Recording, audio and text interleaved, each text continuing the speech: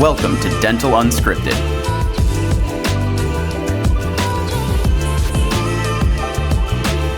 Where Mike Dinsio and Paula Quinn break down the practice ownership journey, one episode at a time.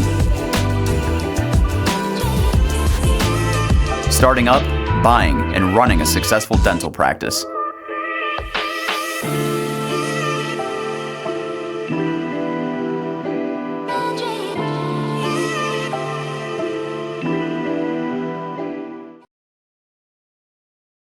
All right. Here we go. Another episode of Startup Unscripted.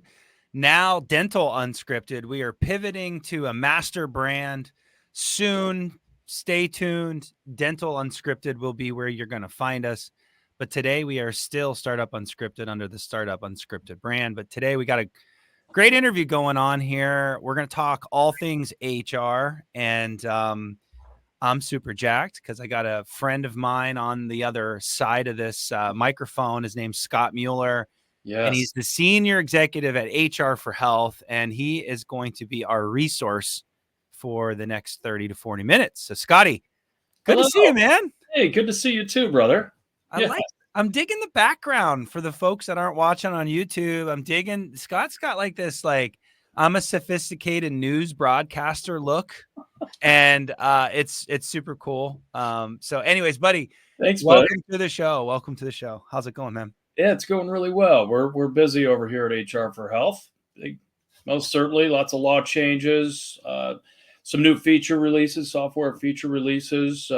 We're busy. It's a good place to be. I think HR companies are always busy. I feel like HR is just one of those things, man, that makes all of our jobs super hard, especially dentists doing startups and becoming business owners for the very first time. HR team is just hard. You know, if you just had to do dentistry, right, life would be great, but you don't make the big bucks if you don't manage the team and own the company. Is that right? That's right. But you got to have the right tools in place to do it effectively and keep yourself safe. Keep yourself safe. That's the name of the game today. So why don't you give me like a 2-minute rundown of what HR for Health is? Do not get long-winded. I'm known for just getting right into the good stuff. I lose people after 6 minutes, so please don't throw us down a gauntlet of a sales pitch. However, everybody needs to understand who HR for Health is. So Absolutely. I'll keep it nice and tight here for you. So HR for Health, what we're able to help startup doctors with are three things, right? First of all, every state, every practice owner needs to make sure that they have a way to maintain HR compliance. Secondly, startup doctors need support. They've never interviewed potentially, right? They've never interviewed potential candidates as employees in their practice. And oftentimes doctors tend to DIY the daily HR processes, timekeeping, time off tracking, requesting time off, all of these things. And so what we're able to do is provide a solution that helps practice owners maintain HR compliance. And we do this through a couple of different ways. Custom employee handbook, all mandatory new hire documentation. All of these things are different all over the country. And in some states like California, Colorado, and the Pacific Northwest, sometimes documentation law changes are different from county to county and city to city. So we simplify all of that. And the end result is these doctors have a way to properly onboard each new hire. And you know as well as I do, Michael, these doctors aren't doing the old 1,500, 1,800 square foot practice build-outs anymore. They're doing 2,500 plus.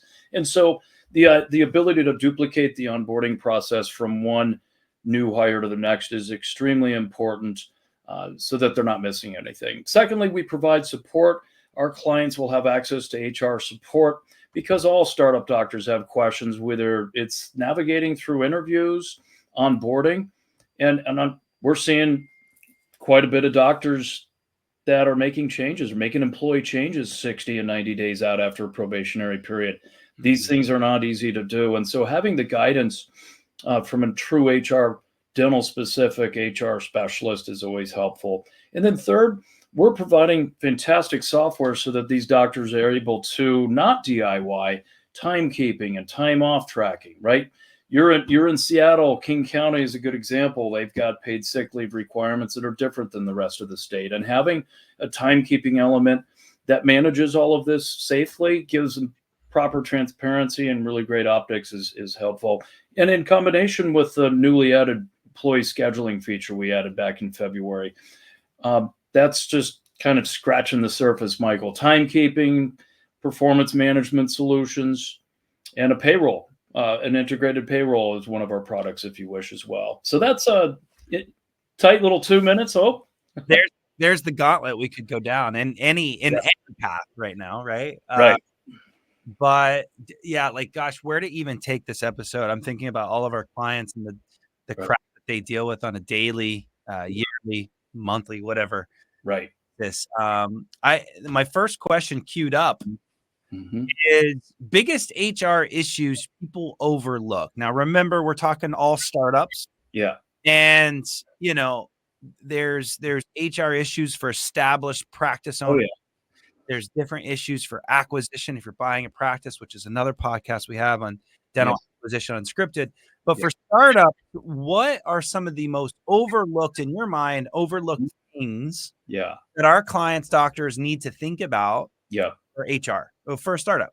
So I think the biggest problem for startup doctors, because I work with a lot of startup doctors that are, just opened their doors a week or two ago. A lot of the clients that I follow through a project process, it's all by design meant to be as proactive as possible. And I think that the biggest mistake that startup doctors make, is pushing the HR component of their project to the very end. You cannot rush through a handbook. You can't rush through posting job ads in Indeed. You got to have these things professional, ready to go. So having a plan in place that's proactive, and most states, as you know, Michael, you're starting this process with startup doctors 6 to 8 weeks out from their doors opening.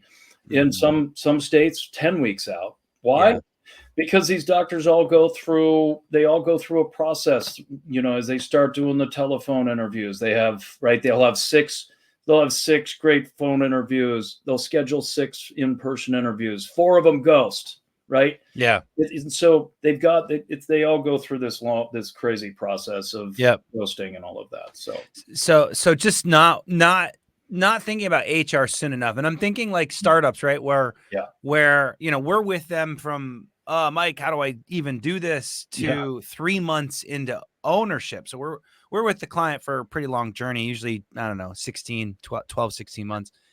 And they're working through all the decisions, right? They're working through construction equipment, architecture. They're picking out their furniture. They're talking to the marketing companies, and they are not thinking for like 12 months of the time that I have them. Sure. They're not even thinking HR manual. They're just like, so, what is like the last moment where it would still be okay, but not like super rush in trouble? Yeah. Because does that make sense? Absolutely, it does. I'll tell you, I think the best time to start talking to a startup doctor through their project process really is once plans have been approved and they're in the permitting, or they're just starting the construction process. Because generally, for most startup doctors, all the equipment, supplies, technology, all the cool stuff's been ordered. Yeah. Design's done, permits are back, construction contractors swing, they're staring at a project and thinking, now it's good timing, because it's typically when doctors are thinking about the business part of dentistry, the HR part. So it's a really perfect time to start talking to the doctor, because then generally 3 to 4 months out is pretty typical, Michael. Yeah. Oh, don't call me Michael. That's weird. It is. That's weird. Sorry, Mikey D. Oh, Mikey is where you can't go. Michael is fine. If we're super formal, which apparently we're being formal right now, Michael's fine.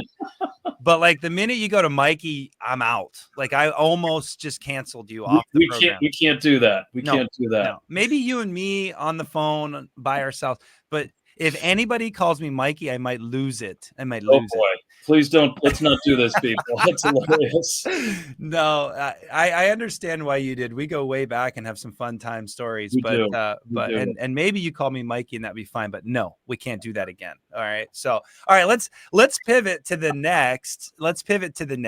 My next question: how important is a handbook? Because I feel like if I wasn't involved, if my team, Paula, was not involved with the HR part, like me and Paula, if we weren't involved, I just don't think a lot of you listening here, without a consultant saying you need this, I feel like people wouldn't take the handbooks more like as serious.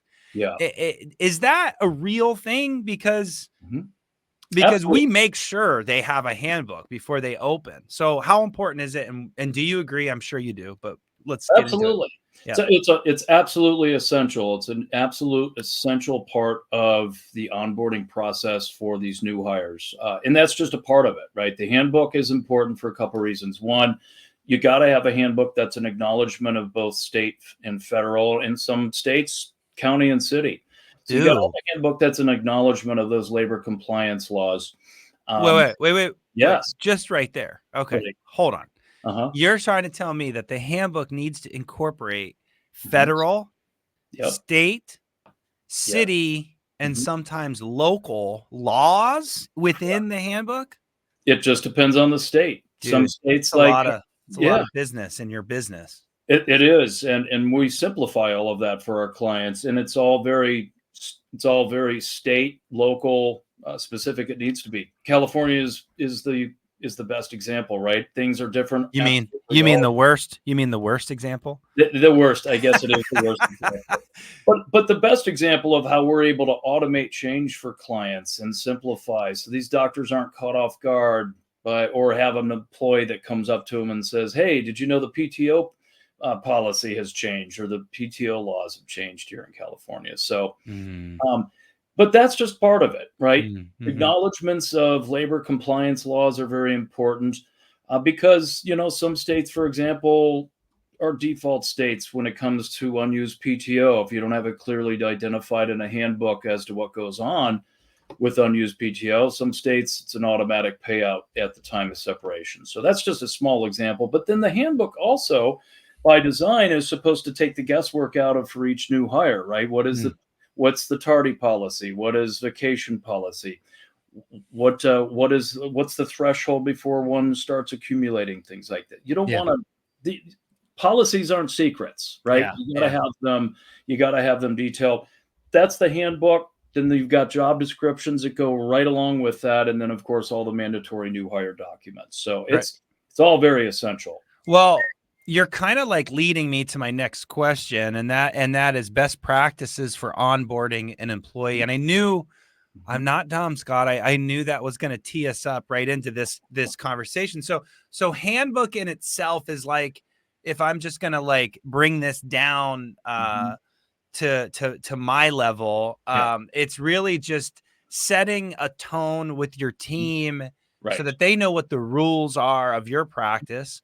And what the rules are of the state, but it's also holding the employer accountable as well. Absolutely, because there's a two-way street there, right? So if we do an HR manual handbook, and we're putting all of these roles in it, that's a role for you as well. So it's like setting an agreement up.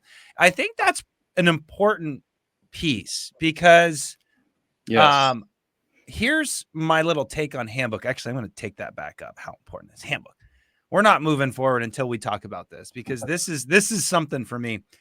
I would strongly suggest folks not be too heavy-handed with their handbook, no pun intended, heavy-handed with their handbook, because that's a contract with you and the employee as well. So if you break your own rules, now you're in trouble. Right. So my question to you is how do you simplify a handbook so that it favors the employee and or employer, it favors the employer. Yeah. But like the minute you document this contract, now you got to hold yourself to your own handbook with the employee. True statement.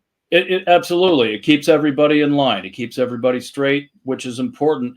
And a lot of times, I mean, and I think the best way to answer that question or address what you just said would be, that's why you have a professional in the dental industry put together a handbook so that you can have the proper advice. Having a general attorney prepare or borrowing one from your friend who started a practice in 1993. I mean, these aren't things that are ever a good idea. But a lot of time, I mean, I get calls all the time from clients.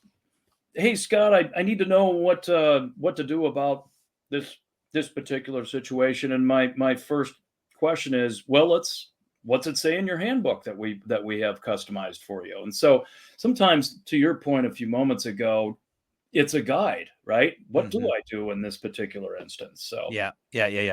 Okay, cool. I had to say that one because there's been times where we have helped our clients let somebody go, or where we're having an issue, and then they came back to us and said, well, you're not living up to your end of the bargain. And so I do feel like handbooks can be a two-way street where you can get into some trouble there too. Yeah, if you're not, handbook policies and acknowledgments of labor compliance laws, you're only really going to get yourself into trouble if you're not following what's in that employee handbook or minding a particular timekeeping related requirement like paid sick leave and the calculation that goes with that. Yeah, exactly. Yeah, okay, cool. Well, again, good question. I put you on the hot seat a little bit there, but I liked it, Scott. I liked it. So just in general, though, with handbook kind of aside, let's go back to the next question. And that's just like best practices for onboarding a new employee. And I will share a story about HR for Health and Ralph, who runs your company. Ralph told me at the CDA a few years ago, onboarding an employee can have such an impact to that employee's successful journey in your business. Absolutely. And it was something that stuck with me. It's like having the business cards ready, having the shirt printed in their size ready. It was just like this onboarding kind of process that was like best practices. So I think about that kind of stuff when I ask questions like this. So there's kind of like this culture feel side of it, but then there's also like this legal part of it as well. Scott, anywhere you want to take this question, buddy? Yeah. Well, I think a good place to start my thoughts on all of this is to start with what we see all the time with established clients, established practice owners that we work with.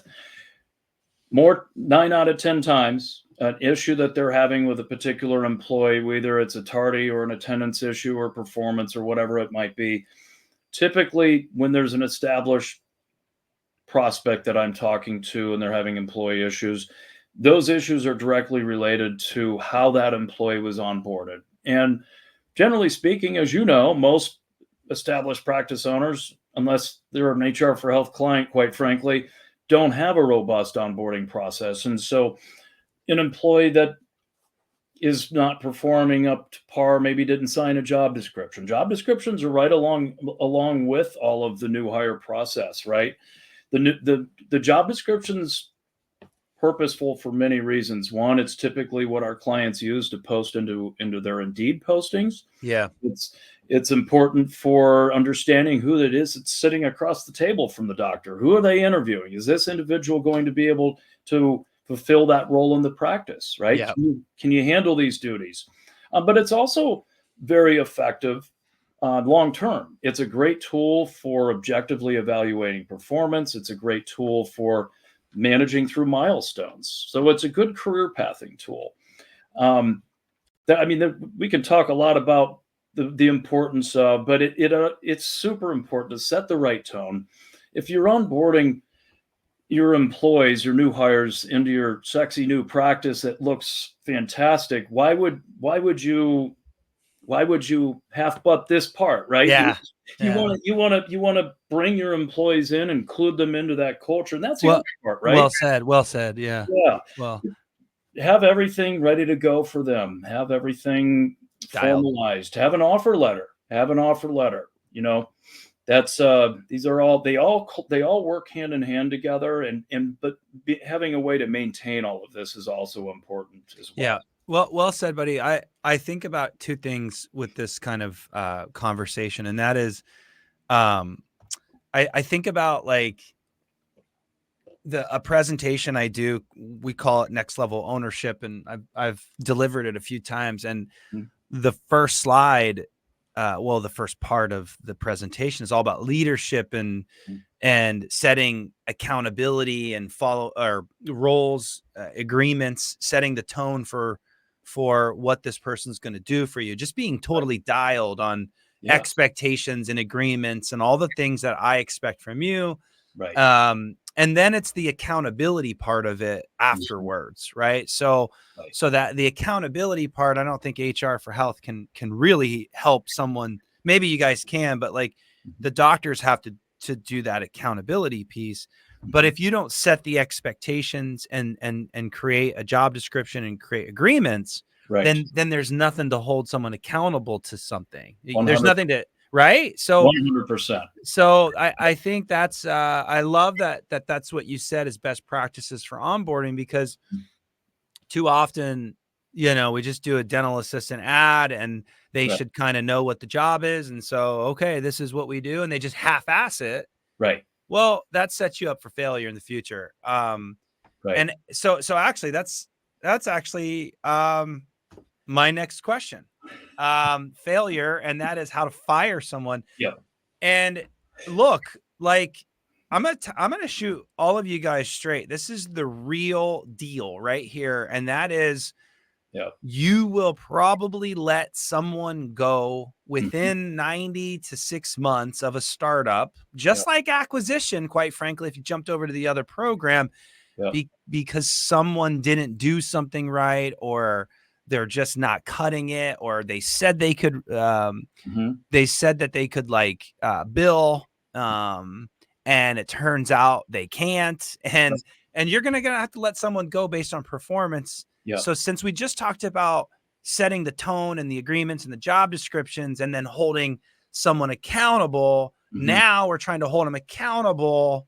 How do we fire them because they're not living up to their to their fullest potential or what we expect? So if you do everything right, HR manual, onboard, set expectations, hold them accountable, document. Well, you're probably going to get to the documentation, but how do we now let this person go and rehire someone else? Yes. And again, this part of this part of unfortunate experience of being a practice owner is inevitable, right?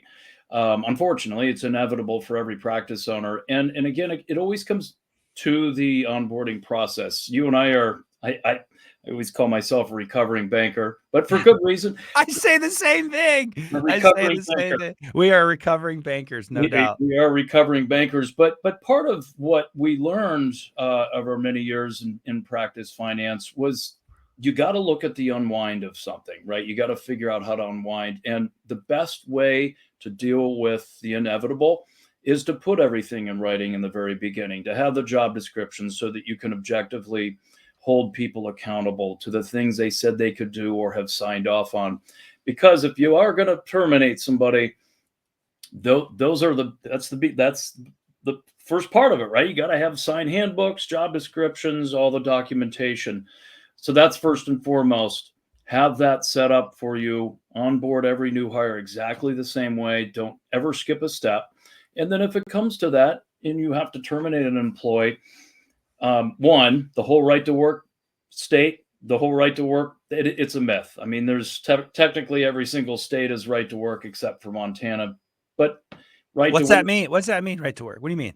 Well, right to work allows the assumption is that it allows doctors, practice owners to just terminate without any just cause. They can just terminate. Not true. Not other than Montana. Right. I have a startup in Montana. That's great to know. So peace out. No reason. Bye. See you later. Absolutely not the case anymore. You know as well as I do, these doctors aren't, if they're not documenting, if they're not stepping out the process to manage somebody out of the practice without proper documentation. Yeah. And Is the reason they were terminated, is that a policy in the handbook? Again, it always goes back to that, to the employee handbook, but document, document, document. Whether it's an informal documentation, a conversation, just a note to put in the employee profile. So even Mhm. to the employee, Mhm. or just yourself writing yourself notes. And it's an attorney once called this, we got to paper the file, Yeah, right? right, There's soon to be no more paper. right. But what you're saying, paper the file, means we got to paper the file in case this person decides to like go after us. And hey, look, here's Mhm. all the crap that I've been dealing with, right? And paper the file, so to speak, right? I mean, that's one of the beauties of being a client of HR for Health, is there is no paper. They've got an HR platform that they can easily go and document things. Or if they got to send somebody a write up, they're written up because they were tardy for the fourth time or whatever it might be. Yeah. Having simple and easy ways to track Yeah. those types of issues, violations is what we call them, then you're going to have a much easier way to terminate that employee, not have the recourse come back out on you. And a lot of states, if somebody files for unemployment, some doctors really don't want to pay that unemployment. You got to have documentation provided to the state, the policy, write-ups. All the stuff. Otherwise, they're going to get that ex-employee is going to get the unemployment. All right. So here's a question. Yeah. Is there a way, back to the best practices for onboarding, is there a way to onboard someone Mhm. for a quote unquote temporary period Mhm. to see if their performance or their ability is on point, Mhm. and a way to make it easier for us as the employer, to let them go without having to paper the file? Is that a thing? Is there like a 90-day trial period deal? I mean, technically, you can have a 90-day probationary period where that is detailed in an offer letter and it's detailed in the job description. So that is a way that is a way to kind of framework the unwind of a relationship. That's part of it, right? Um, but you also want to make sure that I mean, the documentation, buddy, is the key. Documentation is the key. Yeah. Well, it's so hard probably for you to be on a podcast with a national audience, and I'm peppering you with questions, and it's different in Montana versus California versus Ohio, where we were Right. born and raised. Yep. So I totally get that. I Mhm. guess that's kind of the value that HR, that's one of the many values that HR for Health has, is that Right. you've got specific people that understand federal, and we talked about this already, all the way down to Mhm. the local. And so there's probably not one answer that matches all here. So, and I always say, folks, disclaimer, guys, disclaimer. What Mhm. you hear on this podcast may not be for you. It Right. may not make sense for you. I always get clients that call me and they're like, well, you said, I'm like, dude, you're in New York City. Of course, I don't think you can build out a 6-op practice. You can't. We like, that's not even a possibility in New York. Just like, the HR laws in California aren't going to be the same for Ohioans, right? And so Right. you have to understand where you get your content from, folks, because even my program, I have to understand you. Scotty has to understand you Yep. before we can give you advice in your practice with your Yep. vision, with your business plan. Yep. So enough with the books and the podcast quoting. And I talked to my friends on Dental Town, and we were on some blog, and this is what we were talking about, folks. Like, in order to get the right information for you, you actually have to probably hire some folks to listen to your story Yep. and to deliver good content. But I think this is great. The podcast thing, it gets information out there just in general. Hey, go ahead. It does. I was going to say, we're talking about the onboarding, and we're talking about, the unfortunate having to terminate an employee, but long term, obviously we're talking about startup doctors. These doctors are spending a lot of money these days to start up practice. But as time goes on, the most valuable asset of any dental practice is always going to be the team. It's always going to be the employees. 100%. Yeah. And it all, again, it all always, I sound like a broken record, but it all goes back to how employees are onboarded and setting the right expectations, and then having a plan to career path with these employees. Love it. Love it. These are all part of the things that we're able to simplify for practice owners, because it's a wonderful thing when we talk to an established doctor that's just looking to increase efficiencies in their busy practice, and they have 10 employees and 8 of them have been there for 15 years. That's a beautiful thing. That's a beautiful thing. It is a beautiful thing, man. I love it. Yeah. So no, I look, I'm not afraid of talking about firing people, because we're in the world where you have to get really good at firing people if you want a great company. That's the truth. Okay. 100%. Yeah. And so I love talking about the squishy fun. Let's get them a jersey and a name tag and business cards, and let's just make this super fun. 1000%. You want a culture that everybody loves and thrives in. That's the kind of stuff you need to do. Yes. But don't make a mistake of it. You have to get good at firing people, because if you want your practice to exceed all your expectations, excel, I'm sorry, the labor force is just not what it used to be. And that's a fact. No. That's a fact. It's not at all. There is something else that I wanted to mention. I didn't completely answer your question from a moment ago, but the time frame thing that you'd asked, a look-see period, if you will, on an the probation stuff. Yeah, I mean, the probationary period is part of it, but one thing that a doctor can always do legally is they can always have a working interview. A working interview isn't, a lot of doctors are scared of it because some doctors have gotten themselves into trouble, but generally speaking, the reason that that's an issue is because they're not putting things in writing. And so having a working interview template that details time frames. So sometimes working interviews can be just a day, or it could be an entire week.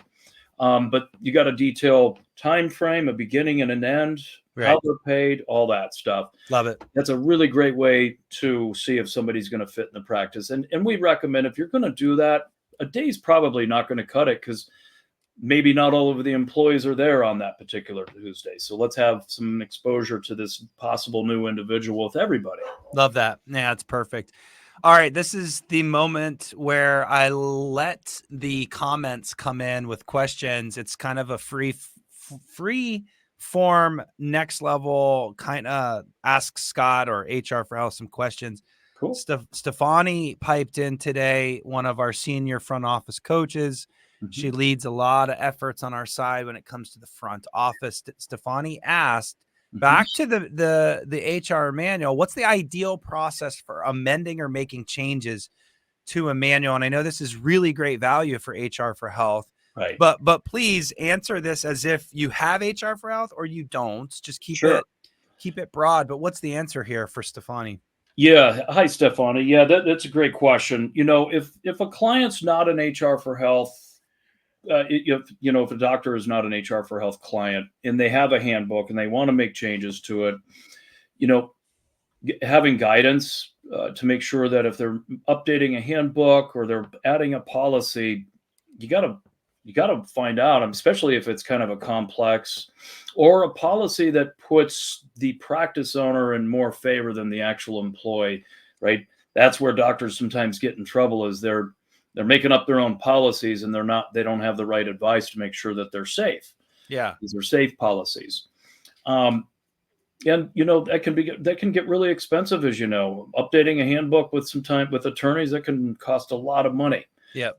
So that's kind of more the DIY route, which we certainly don't recommend with a handbook. But an HR for Health experience simply means, one, we automate change. We update handbooks as laws change. Some states, like California, we're updating 2 or 3 times a year. But if a policy, if a practice owner wants to make a policy change, picking up the phone and calling one of our HR specialists and saying, hey, I want to make a change to my PTO policy, or I want to have this threshold before this can happen as a benefit for the team. Is this going to be, is this worded correctly? And 2, is this compliant? Yeah. All right. So let's say we've gotten past that though, Scott. Okay. So we've decided what we're going to do. We've consulted with you. You guys bless the change, and the change is going to happen. Yeah. So now we have a new handbook, technically. Does that get redistributed? Like, what's the process there? Absolutely. And so if we have an update with significant policy changes or just a policy change, that does trigger a new uh, it either triggers an amendment to the employee handbook, or it's a whole new sign if it's a number of different policies. These are all things that are made very easy to our clients because it's all handled digitally. So essentially, Scott, you could do an amendment Mhm. where it's just one page, this was amended, sign, Correct. and then paper the file. Or you could send the whole thing and say, okay, re-sign the whole thing, and Right. friendly reminder to read everything also. But this is really the only thing that changed. Right. Exactly. Either way, you're good. Either way, you're good. And Love I'll it. use myself as an example. As an employee of HR for Health, I'm sure you can imagine we use all of these solutions internally. and when changes are made to a handbook, for me as an employee or my colleagues here, it's handled one of those ways, either an amendment or a new handbook update. Next level probably needs a handbook, Scott. Now that Stefani's asking these questions, she's gonna hold me accountable to this. But yeah, we're probably at a place where we need a handbook. We can help you with that, Mike. Could you really?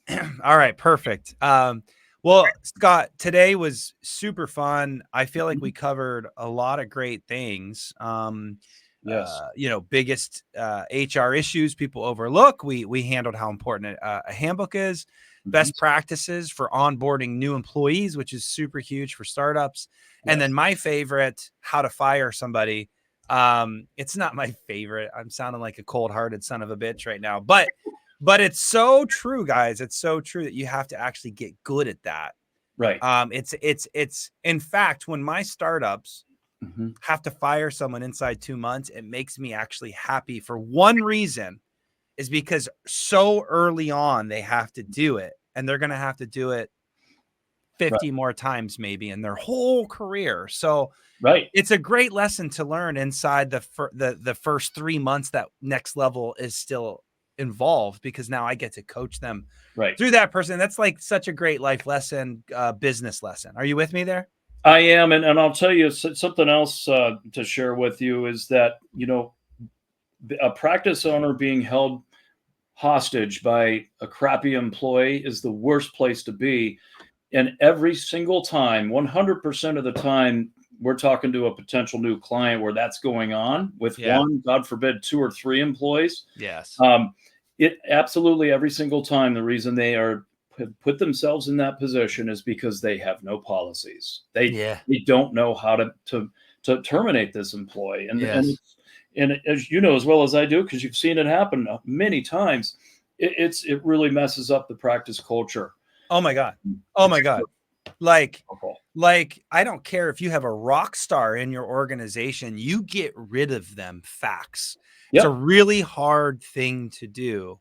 It is. But not having policies, handbooks, structure around that hurts you to let someone like that go. So that we've come full circle, right? Like onboarding, handbooking, or how to fire, like that's full circle. Guys, this is the hardest part about business ownership. So one of my favorite episodes, but something that really gets overlooked. Final comments, my friend Scott from HR for Health. Anything that you want to give, we're going to put a promotion if you have something, or your contact below in the description. For folks that are on Facebook YouTube. You can watch us live with all the Mike Dinsio hand gesturing and drinking coffee, and you can check us out on YouTube. But Scotty, any last things that you want to add to the episode before we shut this bad boy down? So there are 2 QR codes at some point during the show here. One is to download an employee hiring toolkit. Nice. And then there's also another one if you want to schedule a call with me to learn a little bit more about HR for Health, or you just simply have a question. I'm here to help. But I think in closing, doctors, let's not DIY HR. Set the right foundation, set the right expectations, so that if you do get in the ugly part of practice ownership and you're having to terminate, you've got the right tools to do it. But it's also more about making sure you're efficient. And and safe with your employees. Safe and efficient. I love that. Just really setting the employee up for the best chance that they have. That isn't that the truth? Unfortunately, I've made this episode more about firing and letting go of people's problems.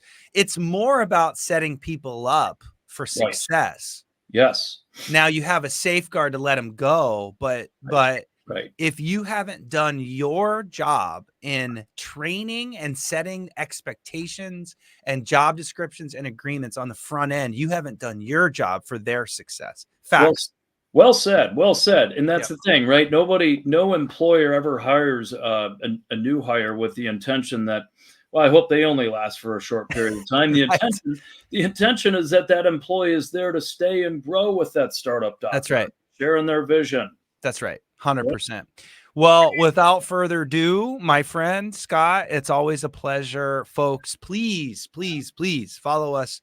Rate this one, Google review it. I don't care. All the things, please do that. It matters to me.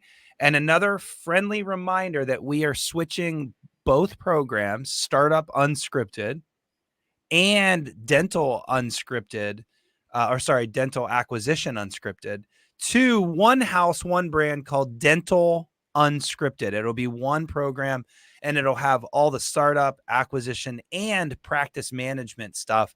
We're going to start bringing Paula into most of these conversations on a practice management, because I know that a lot of you listen to this program, you end up getting into ownership, and then you're done with me.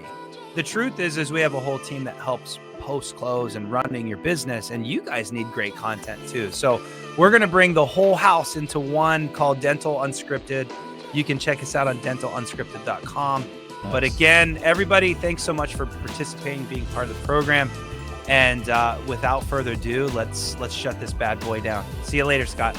Take care, guys.